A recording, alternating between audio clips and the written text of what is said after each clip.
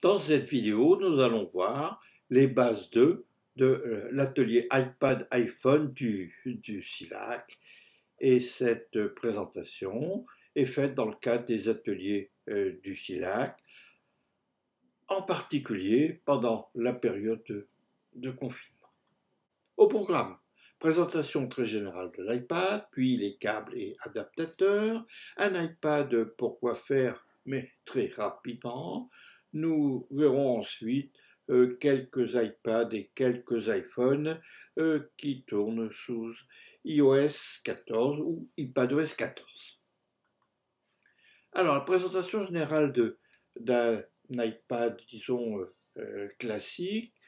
Tout à gauche, vous avez l'appareil photo avant, en haut, la barre d'état, ensuite les différentes icônes des applications, l'écran multitouch, bien sûr, où on a toutes les applications et sur lesquelles on ira toucher pour aller manœuvrer au niveau des applications et au niveau des écrans d'accueil.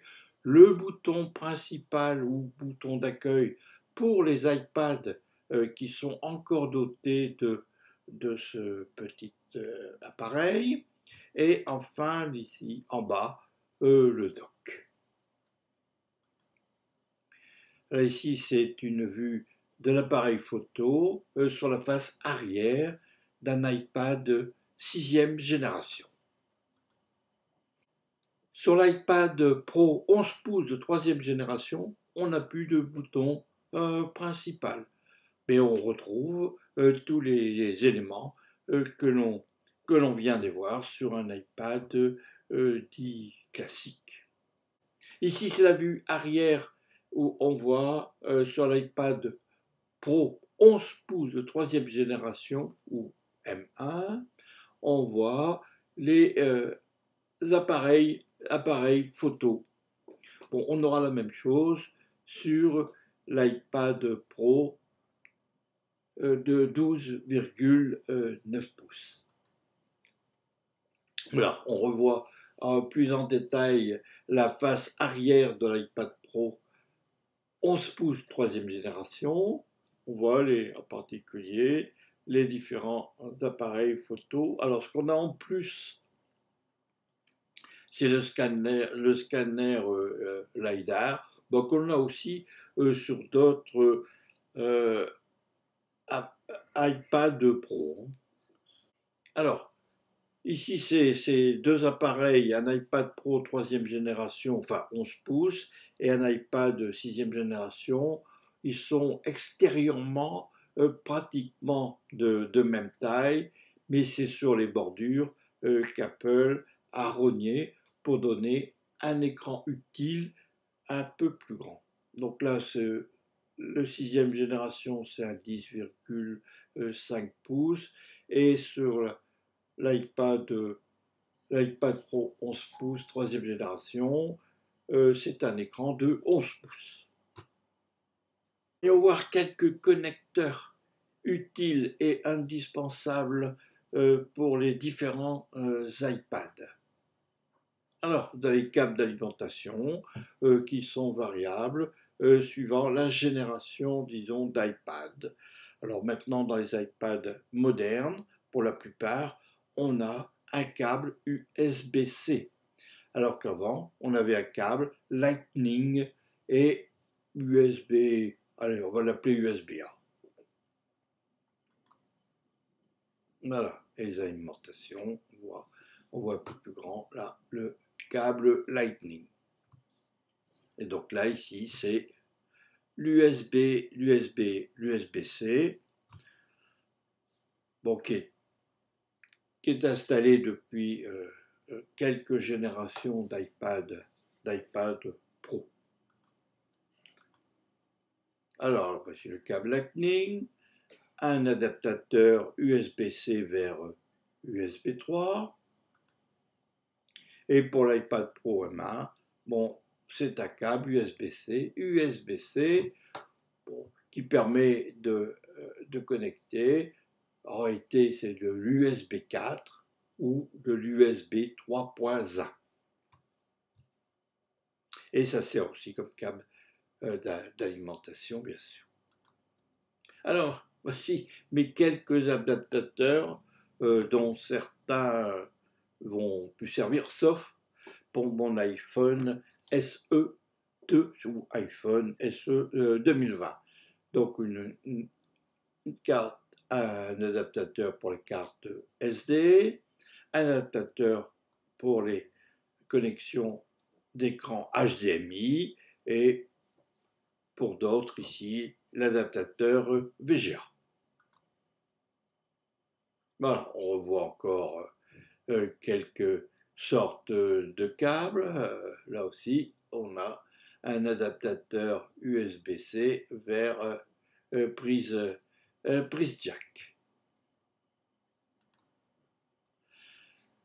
Alors, il est possible depuis iOS 13 et iPadOS 13 d'avoir un adaptateur à 45 € qui nous permet de connecter un disque externe ou une clé. Alors, par exemple ici, pour l'iPad iPad Pro 11 pouces de 3e génération, et pareil pour le 12,9 pouces, on n'a plus besoin d'un adaptateur, on met le câble USB-C, USB-C. Par exemple ici, ce qui est très pratique, c'est sur le Samsung T5 qui est fourni avec deux câbles, un câble USB-C, USB-C et un câble USB-C, USB 3. Alors on peut, sur les iPad Pro 11 pouces de 3e génération, ainsi que sur le 12,9 pouces, au niveau de l'iPad Pro, on peut y mettre aussi un hub. Donc là ici on a notre disque T5 et là ici c'est une clé. Et voilà ce que l'on verra depuis l'application fichier. Ici par exemple sur le dossier ou dans un volume T5 sur le disque Samsung T5, on voit ici un volume et avec le contenu. Et là ici, la SanDisk 32, c'est ma clé USB.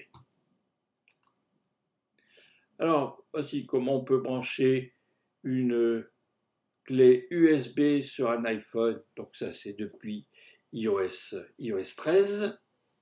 Donc on a l'adaptateur à 45 € qu'on a vu ici. Et là, il faut une source d'alimentation. Alors pour un iPhone, une petite batterie peut suffire.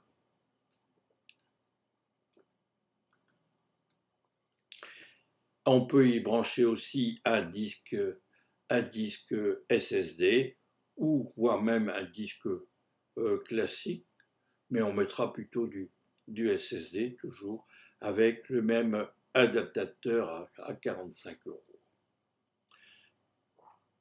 Alors ça c'est le branchement d'une clé USB avec l'adaptateur. Et là ici on a mis l'alimentation habituelle de votre iPad. Et c'est une clé qui est formatée en HFS+, ou en FAT. Alors derrière, prochaine diapositive, là ici c'est un lien où on a une petite vidéo sur la connexion d'un disque ou d'une clé. Alors on peut aussi brancher depuis iPadOS 13, on peut brancher une souris Mouse Magic 2. Là aussi, vous aurez une petite vidéo sur YouTube avec le branchement. Et on peut aussi y mettre le Magic Trackpad et Magic Trackpad 2. Là ici, c'est un ancien modèle. Alors un peu technique. Alors les ordinateurs et les tablettes fonctionnent avec un système d'exploitation qui gère l'ensemble de l'appareil plus les applications. Alors pour le Macintosh, le système s'appelle macOS 10. Dans les versions les plus récentes sont macOS 10 Mojave, 10.14, macOS 10 Catalina, qui est 10.15, et maintenant on est passé à macOS 11 Big Sur. Et le prochain, ce sera macOS 12 Monterey. Et pour les iPad, iPhone et iPod Touch, le système d'exploitation s'appelle iOS pour les iPhones et iPadOS pour les iPads depuis iPadOS 13, c'est-à-dire en 2019. Et les versions les plus récentes sont iOS 13 et iOS 14 pour les iPhones et iPadOS 13 et iPadOS 14 pour les iPads. Courant juillet, on aura des versions bêta d'iPadOS 15 publiques. Actuellement, c'est disponible uniquement pour les développeurs. Alors, un iPad, iPhone, pourquoi faire? Bon, là, ici, ce sont des très grandes catégories, parce qu'il y a plus d'1,5 million applications. Bon, sur un iPhone, on va téléphoner, mais je crois qu'on peut dire qu'un iPhone, c'est un appareil photo qui permet de téléphoner. Bon, on va pouvoir utiliser des services Internet, regarder la télé, en particulier avec Molotov. On pourra prendre des photos et des vidéos et organiser sa photothèque.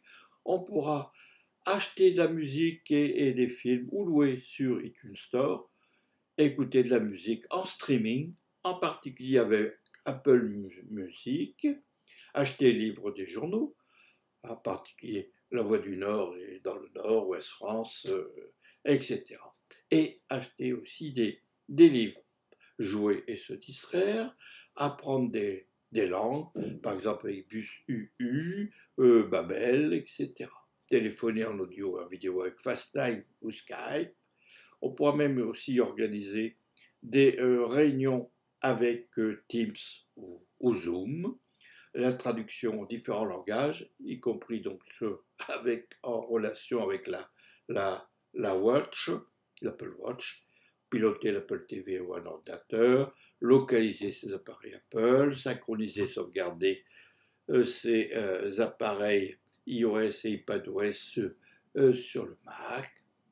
On pourra aussi utiliser des applications bureautiques telles que eWork, c'est-à-dire Page, Number, Keynote ou Microsoft Office, qui s'appelle maintenant Microsoft 365, avec Word, Excel, PowerPoint, OneNote, etc. On pourra monter des films avec iMovie ou d'autres applications, créer de la musique avec GarageBand, stocker dans les nuages et partager des photos et documents avec iCloud, OneDrive, Google Drive, etc. Et communiquer avec Skype, FaceTime ou Message ou autres applications. Et bien sûr, faire la mise à jour du système d'applications, acheter des applications et les mettre à jour, et la gestion de domotique, gestion du chauffage, de lampes, etc., etc. Alors on peut utiliser l'iPad en position paysage ou en position portrait, et pour les iPads avec le bouton principal, on a aussi le petit bouton principal ici qui s'affiche ici. Alors l'iPhone, là aussi, on pourra l'utiliser en paysage, en position paysage ou en portrait. Bon, c'est surtout en position portrait qu'on utilise l'iPhone. Alors voici maintenant des petits détails sur le bouton latéral et le volume. Bon, la disposition peut être un peu différente suivant les modèles. Donc là, ici, c'est ce qu'on appelle un iPad, que j'ai appelé moi un iPad ancien, avec le bouton latéral, les boutons de volume. Là, ici, c'est un plus moderne, puisque c'est l'iPad Pro 11 pouces de troisième génération, on a le MA, on a les boutons de volume, le bouton latéral et l'appareil photo. Parcourons maintenant ensemble quelques iPads qui fonctionnent sous iPadOS 14. Alors ici, c'est l'iPad de 6e génération qui date de 2018. C'est un écran de 9,7 pouces avec un connecteur Lightning et avec, au niveau de la définition, 2048 sur 1536 pixels à 264 pixels par pouce. Là, si c'est l'iPad 7e génération, toujours avec son connecteur Lightning. Et là, c'est l'iPad 8e génération 2020 avec un écran de 10,2 pouces et une définition de 2160 sur 1620 pixels, toujours à 264 pixels par pouce. L'iPad Air de fin 2014, 9,7 pouces. L'iPad Air de 3e génération à 10,9 pouces et toujours avec un connecteur Lightning. L'iPad Air 4e génération de 2020 à 10,9 pouces et avec un connecteur USB-C. L'iPad mini 4 de fin 2015 à 7,9 pouces avec un connecteur Lightning. L'iPad mini de 5e génération de 2019 toujours avec un connecteur Lightning. L'iPad Pro 12,9 pouces, première et deuxième génération avec connecteur Lightning. L'iPad Pro 12,9 pouces de troisième génération, et là avec un connecteur USB-C. L'iPad Pro 12,9 pouces, quatrième génération, là aussi avec le connecteur USB-C. L'iPad Pro 11 pouces, deuxième génération, là aussi avec un connecteur USB-C. Et l'iPad Pro 11 pouces, première génération, toujours avec un connecteur USB-C. Là, ici, c'est l'iPad Pro M1, donc de 2021. Et là, c'est avec un connecteur USB-C. Bon, c'est l'iPad Pro donc M1 qui existe en version 12,9 pouces et 11 pouces. Alors, voyons maintenant quelques iPhones qui fonctionnent sous iOS 14. Alors, l'iPhone SE première génération, c'est avec un écran 4 pouces, 1136 sur 640 pixels à 326 pixels par pouce. L'iPhone SE de deuxième génération de 2020 à 4,7 pouces. Alors, attention, c'est avec un connecteur Lightning et le microphone et écouteur, c'est avec le connecteur Lightning. L'iPhone 6S Plus de 5,5 pouces. Et là, si on voit les boutons latéral et le volume, sur un iPhone 6S Plus. Là, ici, c'est l'iPhone 12 Pro et avec la connexion 5G et avec son connecteur Lightning. L'iPhone 12 Pro Max de 6,7 pouces et toujours bien sûr 5G. L'iPhone 12 mini de 5,4 pouces,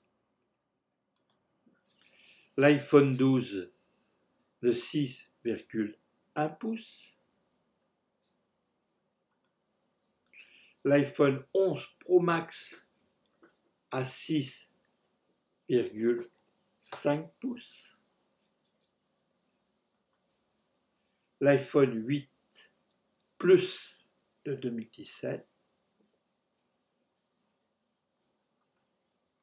l'iPhone XR à 6,1 pouces,